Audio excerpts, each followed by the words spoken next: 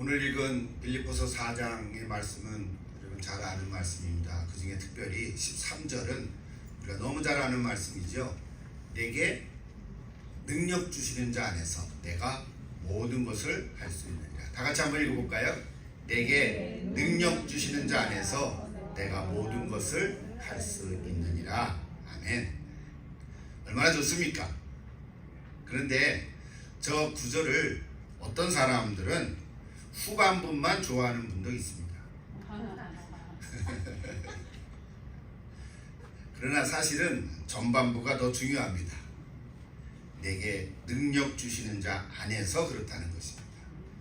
내게 능력 주시는 자는 바로 그리스도를 의미합니다. 그래서 그리스도 안에서, 예수 그리스도 안에서 내가 모든 것을 할 수 있다, 그런 의미인데요. 사도 바울이 그리스도 안이라고 하는 단어를 참 많이 즐겨 써왔습니다. 여러분, 바울의 서신들을 보면 그리스도 안에서, 내가 주 안에서, 예수 안에서, 주 예수 그리스도 안에서, 이런 구절들이 얼마나 많이 나오는지 모릅니다. 그래서 엔 크리스토 이렇게 얘기를 하죠. 그러나 그것보다도 더 중요한 것은 오늘 저 빌립보서 4장 13절을 한 절만 따로 떼서 사용하고 나누면 오해가 있을 수 있습니다. 이 구절은 소원 성취나 만사 형통에 관계된 구절이 아닙니다. 흔히 기복주의적인 신앙을 보여주는 그런 말씀이 아닙니다.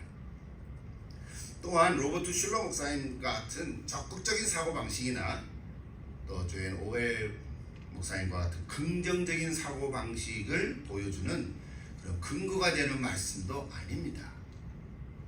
이렇게 왜곡과 남용되어진 경우들이 많이 있고, 그래서 그런 해석에 대해서 한국에서 목회하시는 어떤 분이 빌립보서 4장 13절을 한국에서는 순교당한 구절이다, 이렇게 빗대어서 지적한 적이 있습니다. 그러므로 우리가 성경을 읽을 때 어떤 한 절을 떼서 참 은혜 받는 경우도 많이 있지만, 특별히 오늘 빌립보서 4장 13절은 저거를 읽고 해석할 때 중요하게 여겨야 될 것이 뭐냐면 바로 문맥 가운데서 깨달아야 한다는 것입니다. 이럴 때 오해에서 우리가 벗어날 수 있습니다. 여러분, 13절이 있기 전에 12절이 있었죠. 12절이 있기 전에 11절이 있고 11절이 있기 전에 10절이 있었습니다. 그래서 오늘은 10절부터 13절까지 읽었습니다. 물론 14절부터 끝에까지 그 귀한 구절들이 많이 있지만 오늘은 저 넉 절을 가지고 같이 말씀을 나누려고 합니다. 오늘 본문의 전체 주제는 자족하는 비결에 있습니다. 자족하다. 11절 다시 한번 볼까요? 내가 궁핍함으로 말하는 것이 아니니라. 어떠한 형편에든지 나는 자족하기를 배우노라 그랬어요. 자족한다는 말, 자, 오늘 핵심 단어인데요.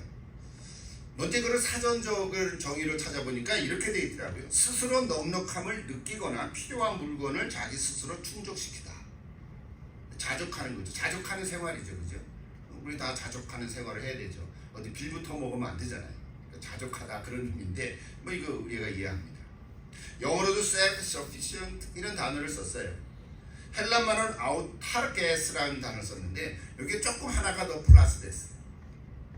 모든 조건에 완전하게 맞출 수 있는 마음, 이런 단어의 뜻이 있어요. 자, 사전에는 그냥 넉넉함을 느끼거나 필요한 물건을 자기 스스로 충족한다, 이런 뜻이었는데 저 단어를 헬란말로 이렇게 보니까 모든 조건에 맞출 수 있는 마음이다, 이런 의미가 있어요. 그러니까 쉽게 말하면 억지로 어떤 상황에 내가 힘들어 맞춰가는 것이 아니라 어떤 상황이나 여건 속에서도 맞춰가며 만족할 수 있는 마음이라는 거예요. 맞춰갈 수는 알겠는데 불안거리면서, 불평하면서, 원망하면서, 비난하면서 맞춰가는 마음은 자족하는 마음이 아니라는 거예요. 뭔지 이해하시죠? 우리가 돈이 10만 불이 있으면 10만 불에 맞춰가고 100만 불이 있으면 100만 불에 맞춰가야 되는데, 아니면 그보다 못한 10,000 불이 있으면 10,000불에 맞춰가야 되는데, 그게 자족하는 건데, 중요한 거는 맞춰가는 마음이 중요하다는 거예요. 그래서 어떤 상태가 아니라 태도에 있다는 거예요. 그렇다고 저 말은 현실에 안주하는 무사안일주의를 말하는 것도 아니에요. 자족하는 삶이란 현실에 머무는 것이 아닌 거예요.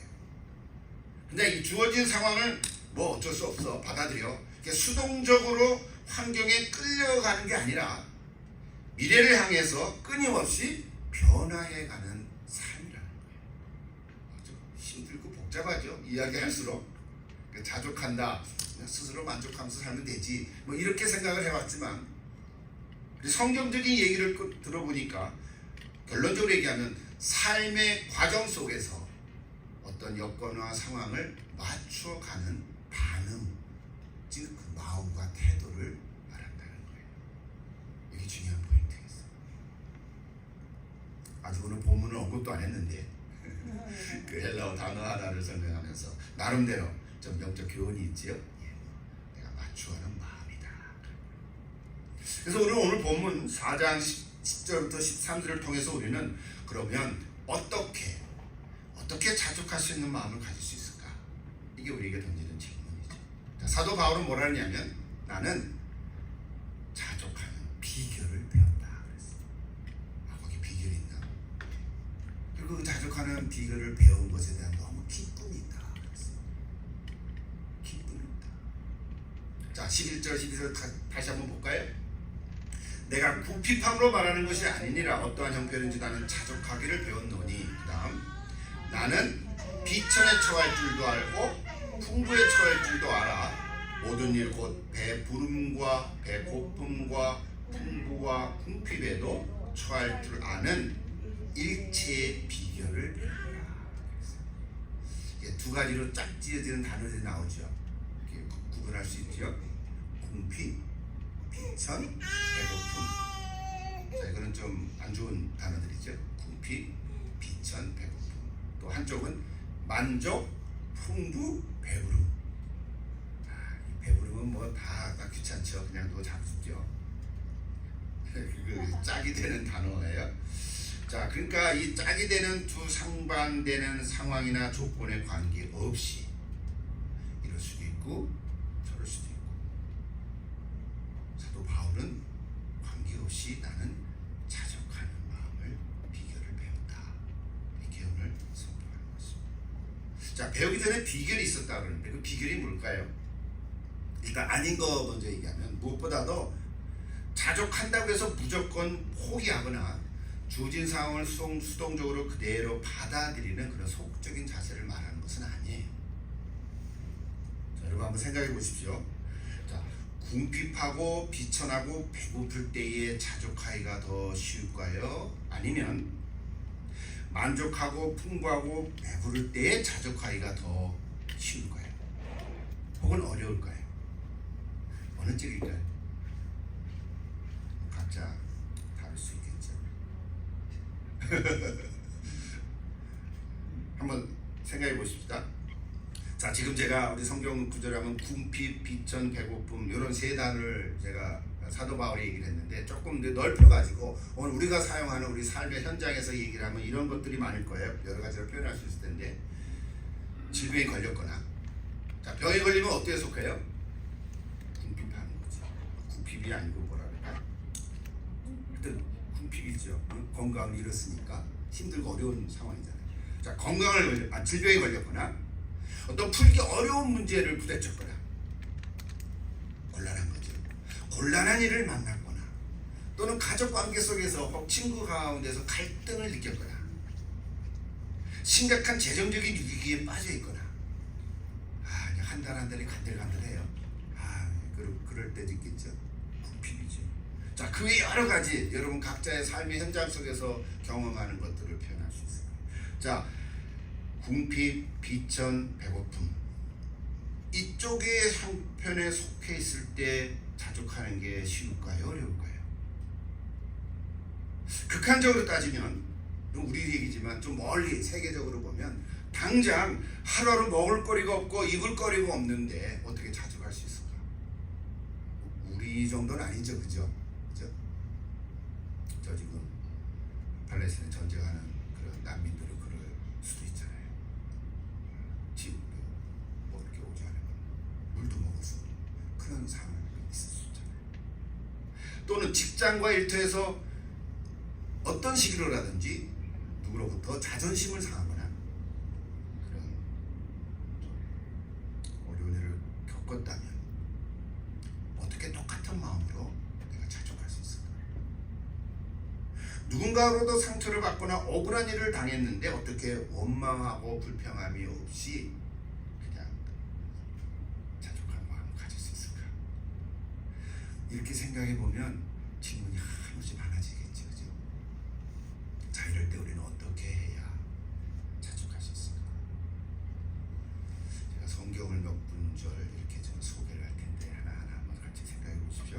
먼저 잠언을 제가 한번 써봤습니다. 잠언 15장 16절 17절 같이 한번 읽어볼까요? 가산이 적어도 여호와를 경외하는 것이 크게 부하고 번뇌하는 것보다 나으니라. 맞습니까? 아닙니까? 가산이 적어도 여호와를 경외하는 것보다도 가산이 크고 부하고 번뇌하는 것이 더 좋겠습니까? 네, 그런 사람도 있겠지. 또 17절 보세요. 채소를 먹으며 서로 사랑하는 것이 살찐 소를 먹으며 서로 미워하는 것보다 나으니라. 이거는 조금 안 어울리는 것 같아. 여러분은 고기 안 먹는 분도 있고 요즘 건강상 채소를 더 좋아하시는 분도 계시니까. 그러나 오늘 여기 핵심은 뭐예요? 서로 사랑하는 것이 서로 미워하는 것보다 나으니라 그랬어. 그러니까 우리 김 지사님 기도하는 가운데 이 두 단어를 인용하면서 기도한 걸 들었어요. 하나님 경외하고 하나님 잘 섬기고 하는 사람과 서로 사랑하는 저희들 되게 달라고. 이거 어떻게 알았었지? 잠언 말씀들 묵상하니까 아마 나왔나 봐요. 우리도 동의할 수 있죠, 그죠? 이게 삶의 지혜니까 잠언에 좋더만. 여호와를 경외하고 서로 사랑하면 어떤 형편이 있든지 자족할 수 있다. 비결 하나 가르쳐 주셨어요. 설명이 더 필요 없을 것 같아요. 적어도 예수 믿는 그리스도인이라면 성도라면 우리는 대부분은 이렇게 하고 있지 않습니까, 그죠? 그래서 하나님 경외하고 서로 사랑하고 또 사랑하려고 애를 쓰고 노력하지요. 그런데도 뭔가 자족의 마음을 갖지 못하고 있다면 그 문제가 뭘까? 이런 생각을 했어요. 그래서 하나 더 찾아보겠습니다. 전도서를 한번 같이 보겠습니다. 전도서 또 같이 한번 읽어볼까요? 7장 14절입니다. 형통한 날에는 기뻐하고 공고한 날에는 되돌아보아라. 옛날 번역은 생각하라. 되돌아보아라. consider라. 하나님이 이 두 가지를 같이요 병행하게 하사 사람으로 그 장래일을 능히 헤아려 알지 못하게 하셨느니라. 하나님께서 막으셨어요. 뭐를요? 우리의 장래일이 어떤 일이 일어날 것을 한치 앞으로 우리가 알 수가 없잖아요. 근데 곤고한 날을 어떻게 하라고요? 되돌아보아라. 생각하라. 그냥 생각이 아니라 think가 아니라 깊이 생각하라. consider라는 영어 단어를 썼어요. 깊이 생각하라. 뭘요? 무엇을 깊이 생각하라는 거예요? 나의 장래일을 능히 헤아려 알지 못하게 하셨기 때문에 현재 내가 겪고 있는 이 궁핍, 비천, 배고픔에 대해서 그것이 전부가 아닌 것을 깊이 생각하라는 거예요. 내가 지금 처해 있는 상황, 바울의 표현으로 궁핍함과 비천함과 또 배고픔에 처해 있는 그 상황이라는 것이 항상 그렇지 않다는 것을 깊이 생각하라는 거예요. 다시 역전될 수 있다는 거예요. 이거 믿습니까? 근데 우리 알 길이 없어요. 하나님은 안 가르쳐주고 막아놨거든요. 어떨 때는 풍부에 처할 때도 있고 어떨 때는 비천에 처할 수 있죠. 근데 하나님께서 그 두 가지를 병행하신다 그랬어요. 참, 왜 그렇게 하셨는지, 왜 병행하게 하셨지? 미리미리 알려주면 내가 싹 피해갈 텐데. 너 2시간 후에 교통사고 날 거야. 미리 알려주면 그 길로 안 가면 되잖아. 근데 우리는 참 알 길이 없어요. 근데 하나님께서 저 전도서를 통해서 저런 말씀을 주셨어요. 그러니까 뭘 하나님께서는 목표하셨냐면 너 삶을 너가 앞으로 일어날 일들을 네가 다 한고 네가 다 계획한다고 해서 그렇게 되어질 수는 없다는 거예요. 형통한 날에는 기뻐하지만 공고한 날에는 되돌아보라는 거예요. 그러면서 뭘 생각하냐면 하나님께서 이미 잘하고 계시다. 형통한 날로 인도하실 것을 믿으라는 거예요. 그러니까 지금 힘들고 어려움에 처해서도 낙심하거나 근심 걱정하지 말고 불평하거나 또 원망하지 말고 오직 기도와 간구로 빌립보서 말씀 있죠. 감사함으로 하나님께 아뢰고 때를 기다리라는 것입니다. 맞습니까? 한마디로 우리 인생은 오르락 내리락 합니다. 올라갔다가 여기서 또 내려갈 때도 있고 또 내려갈 때서 또 올라갈 때가 있죠. 근데 오르락 내리락 하는 것이 그대로 수평이 아니고요. 대각선 같이 이렇게 포물선을 그리면서 올라갔다 내려갔다 올라갔다 내려갔다 하는 우리의 선을 우리가 살아갑니다. 그러니까 내가 올라갔다가 내려간다고 할 때 그 내려가는 지점이 옛날 10년 전에 올라갔을 때보다는 더 올라가 있는 거예요. 영적으로. 제가 말로 했는데 그림 그릴 수 있겠죠. 올라갔다 내려갔다 하지만 이게 대각선으로 전체적으로는 올라가고 있는 우리의 영적인 성숙한 그리스도인 삶의 모습입니다. 하나님께서 우리에게 그렇게 기대하는 것입니다. 그러므로 형통할 때나 공고할 때나 일희일비 이런 말 쓰죠. 그때그때 기뻐했다가 또 슬퍼했다가 그냥 호랑나비처럼 그러지 말라는 거죠. 이것은 우리 성숙한 그리스도인의 모습입니다. 물론 우리가 가끔 그렇지 못할 때가 있지만 오늘 저 전도사의 말씀을 통해서 다시 회복할 수 있기를 축복합니다. 마지막 한 가지 더 소개할 것은 바울의 경험을 통해서인데요. 자, 오늘 고린도후서 12장에 보면 사도 바울의 저런 구절을 소개했습니다. 바울은 자신이 겪은 그 육체에 있는 가시, 즉 자기 바울도 질병에 걸려 있거든요. 간질 혹은 안질 둘 중에 하나인데요. 그거에 대해서 하나님께 3번이나 낫기를 구한 적이 있습니다. 근데 하나님 답을 저렇게 하셨어요. 같이 읽어볼까요? 내 은혜가 내게 족하도다. 이는 내 능력이 약한 데서 온전하여 지니라 하신지라 그랬어요. 그러므로 도리어 크게 기뻐함은 나의 여러 약한 것들에 대하여 자랑하리니 이는 그리스도의 능력이 내게 머물게 하려 함이니라. 아멘. 사도 바울이 깨달은 것은 내가 약할 때 강함이라. 내가 약할 때 오히려 약한 것이 아니라 내 안에 그리스도가 계심으로 그리스도의 힘으로 내가 오히려 더 강한 사람이 되어져 간다는 거예요. 할렐루야. 오늘 저 여러분도 약한 부분이 많지요. 넘어지고 깨지고 상처가 있었지만 내 안에 그리스도가 계심으로 말미암아 내가 더 이전보다 강한 사람이 되는 거예요. 내가 외모는 부패하지만 내 속사람은 날로 새로워진 것입니다. 이거는 실제로 경험해 본 사람만이 아닙니다. 우리 중에도 질병으로 고통하는 분들이 참 많이 계십니다. 여러분 중에도 계시고 오늘도 권사님도 못 나오시고 어떡하겠어요. 바울도 그랬는데. 그러나 여러분 기뻐하십시오. 혹 병으로 고통 중에 있더라도 기뻐하십시오. 사도 바울이 그렇게 얘기했어요. 하나 더 소개해서 그 12장 10절에 같이 읽을까요? 그러므로 내가 그리스도를 위하여 약한 것들과 능력과 궁핍과 핍박과 곤란을 기뻐하노니 이는 내가 약할 그때에 강함이니라 라고 선포했습니다. 여러분 질병에 관한 한에 있어서 저나 여러분이나 적어도 한두 가지는 다 경험해 보았을 것입니다. 오늘 메시지는 약할 때 강함이라고. 여러분 그 메시지를 꼭 붙드십시오. 오늘 한 3가지 성경을 통해서 내가 비천에 처하거나 또는 배고픔에 처했을 때 어떻게 내가 자족할 수 있을까? 오늘 3가지 말씀을 통해서 여러분 정리해 보십시오. 내가 자족할 수 있는 마음을 간직할 수 있기를 믿습니다. 자, 다음으로 2번째 볼까요? 그러면 만족하거나 풍부하고 배부름이 있을 때 이런 상황에 대해서는 어떻게 자족할 수 있을까? 성경에 보면 이 과정, 이거에 관계된 구절도 참 많이 나와요.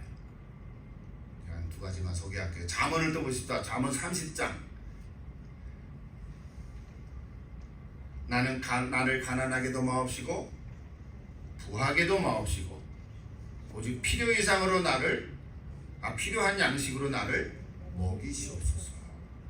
혹 내가 배불러서 하나님을 모른다 여호와가 누굴까 하오며 혹 내가 가난하여 도둑질하고 내 하나님을 이름을 욕되게 할까 두려워합니다. 자, 앞에 부분 보면 이 잠언을 쓴 기자는 부하게도 마옵시고, 왜요? 내가 배불러서 하나님을 모른다 여호와가 누구냐 할까 두렵다. 여러분, 부자들 중에는요 다 그런 거 아니겠지만 재산이 많으면 많을수록 어떻게 할까요? 더 갖고 싶은 욕망을 가진 사람이 의외로 많습니다. 요만큼까지 정해놓고 그거 됐으면은 감사하고 그 다음에 다 나눠서 써야 되는데 더 가지려고 사실은 인간의 욕심은 끝이 없는 것 같아요.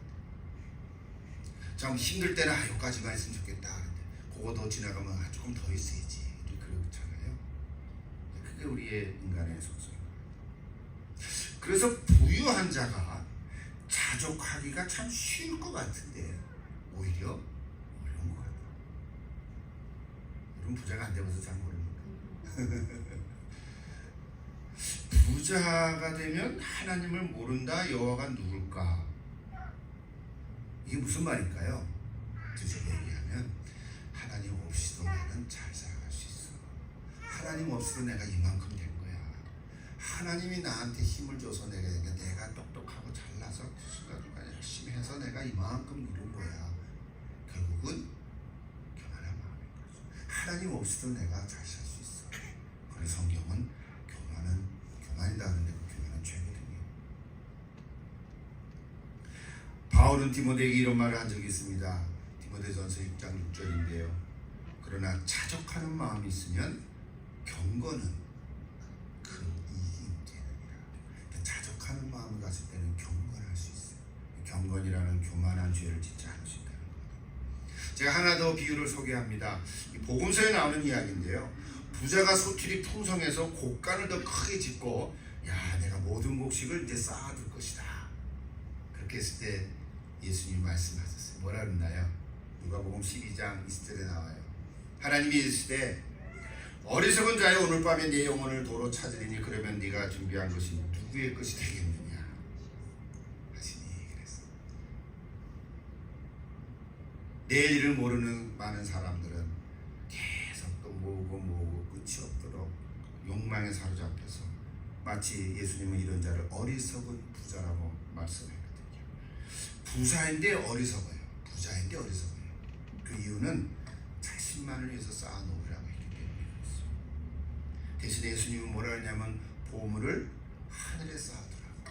산상수훈 마태복음 6장 20절에 나오죠. 보물을 하늘에 쌓아두라고. 자, 이 말씀은 모든 재물은 하나님의 것이고 우리는 청지기로서 하나님 나라를 위해서 물질을 사용하라는 메시지죠.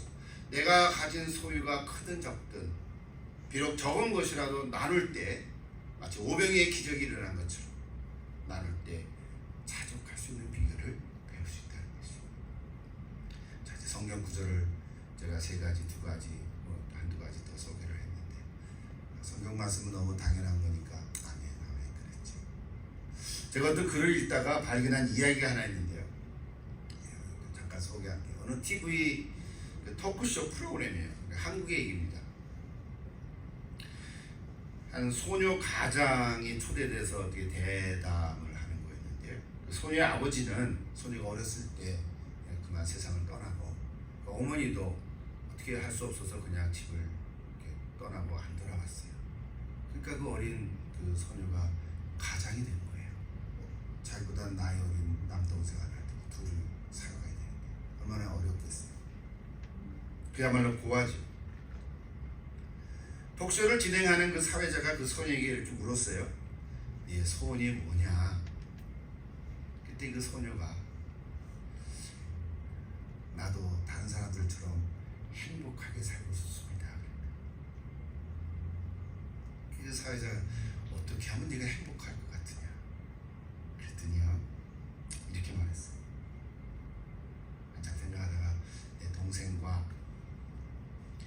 시드니 대공원에 가서 한 번도 안 가본 못 가본 거죠. 아이스크림도 사 먹고 그 바이킹도 좀 같이 타고 그러면 행복할 것 같다. 참 작은 소망이잖아요. 사회자가 그 말을 듣는 순간 저렇게 눈시울이 붉혀지면서 그러면 내가 거기에 드는 비용을 다 대줄 테니까 얼마면 되겠냐 그런 거예요. 그래서 소녀가 하는 말이 의외의 제안을 받았잖아요. 그러니까 조심스럽게 그대로 제가 이정을 12,500원이요 그랬어요. 12,500원. 그 상세한 사용처까지 입장료 얼마, 아이스크림 값 얼마, 바이킹 타는 값 얼마, 그리고 집에까지 오는 버스 요금 얼마 해서 12,500원. 이 사회자가 너무 좀 당황해서 한 10만 원쯤 될 줄 알았는데 12,500원이라고 얘기하는 그 얘기를 듣고 자기 눈시울이 붉어졌어요. 물론 TV 쇼니까 그 다음 어떻게 되는지 모르겠는데 아마도 사회자가 그보다 훨씬 많은 돈을 그 소녀에게 주었을 거라고 생각합니다. 또는 그 방송을 통해서 보이지 않는 복지가들이 어린 소녀, 이제 미국에 그런 게 없죠. 한국에는 소년 가장들이 많이 있거든요. 그래서 교회도 돌보기도 하고 또 사회에서도 많이 돌보기도 하죠. 물론 요즘은 금액이 좀 올랐을지 모르겠지. 여러분, 이 작은 것에서 나눌 때 행복은 전해질 것입니다. 전해질 것입니다. 또 배가 되겠죠. 저희 교회도 비록 작은 것이지만 이 지역 사회에 있는 우리 선교 단체들 5군데하고 또 해외 국가에 4군데 이렇게 선교 후원금을 이렇게 보냅니다. 목에불밖에 되지 않지만 그래도 여러분이 하나님께 드리는 헌금을 그나마 이렇게 나누려고 해줬습니다. 연말에 그들에게 작은 격려가 되고 힘이 될 수 있도록 기도할 것뿐이죠. 성경에는 이런 기록들이 참 많이 있습니다. 이제 마지막 메시지로 넘어가면서 정리하려고 하는데요. 자, 이렇게 바울은 11절, 12절에서 비천에 처할 줄도 알고 풍부에 처할 줄도 알아 모든 일에 처할 줄 아는 일체의 비결을 배웠다 그랬거든요. 오늘 마지막으로 나누려고 하는 단어는 배웠다는 데 있어요. 배웠다. 일체의 비결을 배웠다. 여러분, 알기만 하면 무슨 소용이 있어요? 그쵸? 배워야죠. 독일의 문호 괴테는 유능한 사람은 언제나 배우는 사람이다 이런 말을 남겼어요. 독일 문호죠. 배움에는 끝이 없습니다. 제가 엊그제 12월 18일에 있는 기사를 봤는데 이 미국의 90세가 넘은 텍사스 주에 사시는 미니 페인이라고 하는 할머니가 90세가 넘었는데 노스 텍사스 대학교에서 석사 학위를 받았어요. 세상에 나도 그럴 수 있을까 하는 생각까지 들었어요. 저널리즘으로 그리고 경영학을 공부하고 2006년도에 학사 학위를 받았는데 2023년도에 석사 학위를 받았어요. 좀 특별한 사람이겠죠 물론. 그러나 전반적으로 보면요, 여러분 80세가 넘어서 위대한 업적을 훌륭한 일을 한 사람들이 세계적으로 참 많이 있습니다. 여러분 한번 두드려 보십시오. 많이 나옵니다. 나중에 한번 기회가 있으면 소개를 할게요. 한 사람한테. 통계를 보면요, 60세에서 70세 된 사람이 35%, 70세에서 80세 된 사람이 23%, 80세 이상 된 사람이 6%. 여러분 어디에 속해요? 아직 안 속해요? 그러면 나중에 분발하시죠. 통계를 보니까 60세 이상 정말 훌륭한 일을 했다는 게 좀 뭐랄까 좀 기준은 좀 애매하긴 하죠. 이렇게 그래도 알려졌다 뭐 이런 정도 얘기겠죠. 뭐 이름 없이 빚도 없이 산 사람은 또 얼마나 더 많겠어요 사실은. 그렇게 따지면 80세가 넘으신 분들도 끝까지 배워가는 거예요. 여러분 배우십시오. 난 뭘 배우지? 아유, 오늘 그것도 내일 돌아가면 돌아서면 잊어먹어도 괜찮아요. 또 배우세요.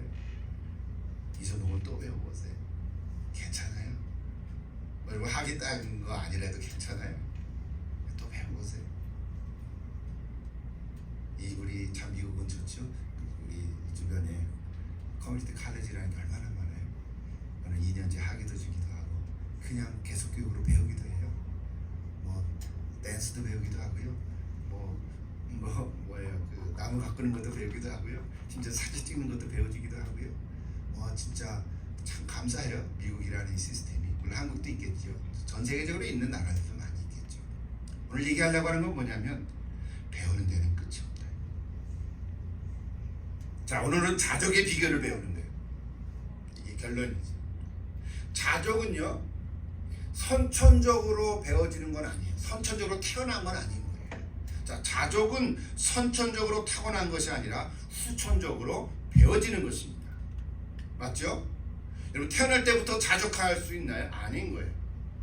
얼마나 감사한 말씀인지 몰라요. 왜냐하면 바울도 배웠다고 하니까 우리도 배워갈 수 있다는 거예요.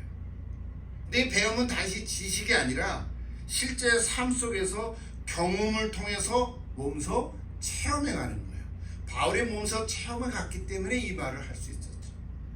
이런 데 처할 수도 있고 다른 데 처할 수도 있고, 내가 매도 맞아봤고 죽을 뻔하기도 하고, 또 내가 영광스러운 자리에 있기도 하고, 그렇죠?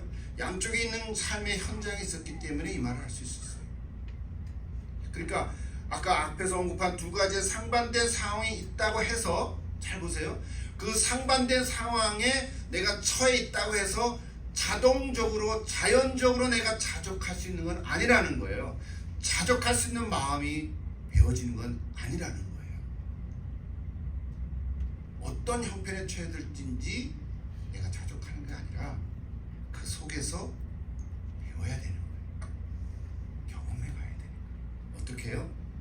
마지막 단어가 예수 그리스도 안에서.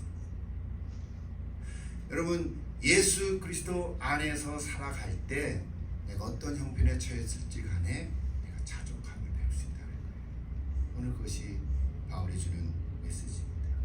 이 말씀은 그리스도 안에서 살아가는 거죠.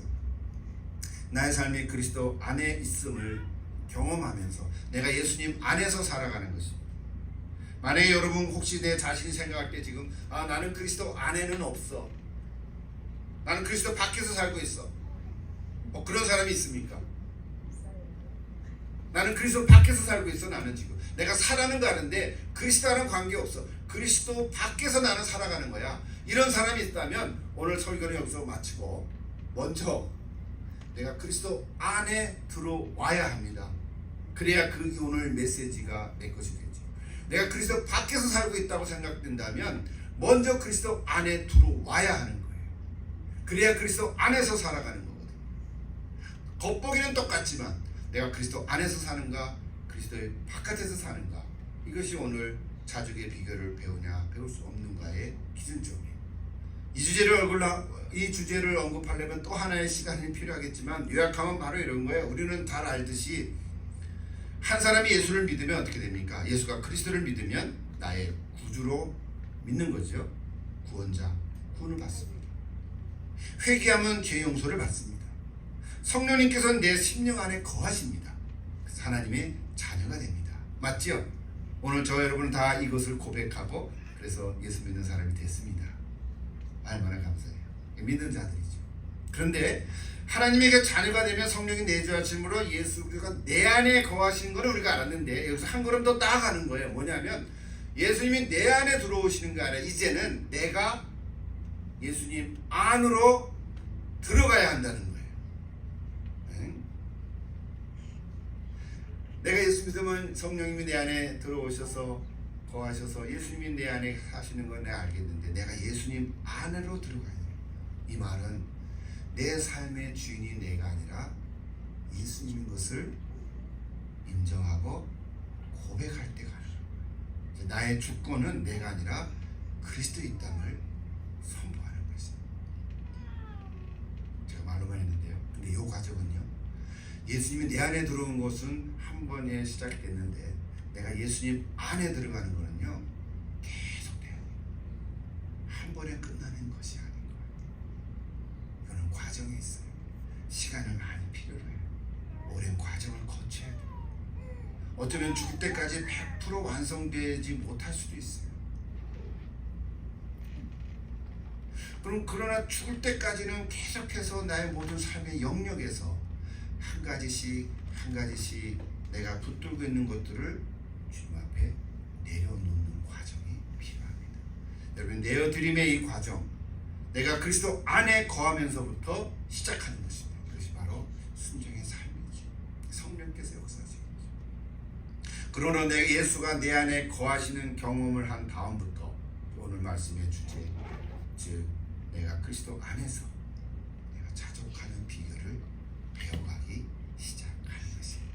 그리고 우리의 자족하는 비결은요 한 번에 끝나는 게 아니라 계속 되어져 가는 것입니다. 자족의 비결을 배워가는 일은 누구와 비교할 대상이 아닙니다. 저 사람은 저렇게 했는데 나는 좀 낫다, 그런 게 아니라 비교하는 게 아니에요. 석차를 매기는 것도 아니에요. 상대적 평가가 아니라 절대적 평가죠. 그 기준은 어떤 사람이 아니라 바로 그리스도이십니다. 나와 그리스도만의 관계로 우리가 내가 얼마큼 드려졌는가를 비교합니다. 여기 오늘 비교를 배웠다 하는 말, 어려운 말인데요. 할까 말까 하다가 빨리 얘기할게요. 헬라어로 무에오라는 단어를 썼거든요. 성경에 딱 한 번 나오는 여기에. 근데 이거 1인칭의 완료 수동태로 메무, 에마이 이런 단어를 썼는데 우리가 이게 얘기하면 직역하기가 어려운 단어라서 우리 한국말로 뭐라 그러냐면 비교를 배웠다 이렇게 번역을 한 거예요. 비교를 배웠다라는 단어가 메무, 에마이 이런 단어였거든요. 비교를 배웠다 우리는 두 단어잖아요. 근데 한 단어로 쓴 거예요. 이 말은 뭐냐면 영어로도요 I have learned the secret of secret이라는 단어 썼어요. 사실은 비결이라는 단어가 아니라 비밀이라는 단어예요. 이런 비밀이에요. 그래서 사도 바울은요 그리스도 안에서라는 단어 쓸 때 뭘 썼냐면 우리가 세례를 받을 때 내가 예수님과 함께 죽고 예수님과 함께 다시 살고 그러면서 그리스도와 연합한 자라고 얘기할 때 그때 그리스도의 연합의 비밀이라는 이 단어를 썼어요. 로마서 6장에 많이 나오는데요. 로마서 6장 3절부터 11절에 그 내용이 잘 언급되어 있는데 3절만 보시면 무릇 그리스도 예수와 합하여 세례를 받은 우리는 그의 죽으심과 합하여 세례를 받은 줄을 알지 못하느냐. 여러분 세례를 받을 때 그리스도와 함께 죽고 다시 산다는 거예요. 이건 사실은 비밀이에요. 신비한 일이에요. 그냥 물 하나 머리에 이렇게 물 한 방울 떨어뜨리는 거가 아니라 내가 그리스도와 함께 죽고 그리고 다시 살고 비밀이잖아요. 신비한 거잖아요. 그래서 10절에서 이렇게 말합니다. 만일 우리가 그의 죽으심과 같은 모양으로 연합한 자가 되었으면 또한 그의 부활과 같은 모양으로 연합한 자가 되리라. 다시 돌아올게요. 그리스도와 연합한다는 것은 내가 그리스도 안에 있을 때 그리스도와 연합한 체험을 하는 거예요. 그리스도와 하나가 되는 거죠. 그러다가 또 내가 또 살아나면 또 내 멋대로 살아가기도 해요. 왔다리 갔다리 해요. 근데 여기 비결을 배웠다. 비결을 배웠다. 메모, 이 단어가 놀라운 비결을 얘기해요. 여기에 관계된 이야기들이 너무 많아요. 여러분 오늘 다 얘기할 수 없어요. 마치 밀기와 같은, 그래서 예수를 믿는 때 마치 신비한 그런 예수의 만남과 같은 비결을 배워요. 여러분 이제 바울은 마지막으로 이렇게 고백합니다. 자 13절 돌아왔습니다. 다 같이 읽을까요? 내게 능력 주시는 자 안에서 내가 모든 것을 할 수 있느니라. 그 능력 주시는 자는 누굴까요? 예수 그리스도이십니다. 모든 것이라는 걸 뭘까요? 어떤 형편에 처해든지 내가 차족할 수 있다는 것을 내가 할 수 있다는 거예요. 아멘. 모든 것이라 해서 지고 내가 저 덩치 큰 사람하고 싸우면 내가 이길 수 있다 그런 걸까요? 그런 얘기가 아니고 내가 어떤 형편에 처해든지 내가 자족할 수 있다고 하는 것을 할 수 있다는 거예요. 여러분 자족할 수 있는 줄로 믿습니다. 여러분 자족하십시오. 이것을 오늘 배우는 거예요. 이것을 오늘 우리에게 마지막으로 주시는 빌립보서를 통해서 주시는 메시지예요. 사랑하는 여러분, 오늘 2023년 우리 마지막을 보내면서 지난 12월 한 달 동안 성탄의 계절인데 빌립보서 말씀을 통해서 기쁨의 핵심이 뭘까? 성탄의 기쁨이 뭘까? 이런 주제로 설교해 왔습니다. 오늘 마지막으로 4장 10절부터 13절 말씀을 통해서 내가 어떤 형편에 처했든지 간에 자족함을 배웠다고. 자, 오늘 설교를 들었는데 또 여러분 잊어먹을 가능성이 많이 있어요. 새해 되면 또 잊어먹을 거예요. 또 할게요. 저도 잊어먹고. 그러나 오늘 말씀 마음속에 새겨보십시오. 어떤 형편과 처지에 있든지 간에 내가 자족할 수 있다. 내게 능력 주시는 자에서 내가 자족할 수 있다. 그 말씀이 마음속에 새겨서 승리해 갈 수 있기를 기도합니다. 이거보다 기쁜 일이 어디 있겠습니까? 여전히 세상에서 살아가면서 이러저러한 일로 힘들고 어려운 순간들이 얼마나 많이 있어 왔습니까? 그러나 우리는 어떤 형편과 처지에 있든지 간에 자족할 수가 있어요. 자족하는 비결을 배울 수가 있어요. 어떨 땐 넘어지기도 하죠. 못할 때도 있어요. 그러나 다시 회복하는 거예요. 그리스도 안에서 가능합니다. 이 기쁨을 회복하는 여러분 될 수 있기를 축복하고 기도합니다. 여러분 이것을 누려보십시오. 예수님만 바라보십시오. 기도하십시오.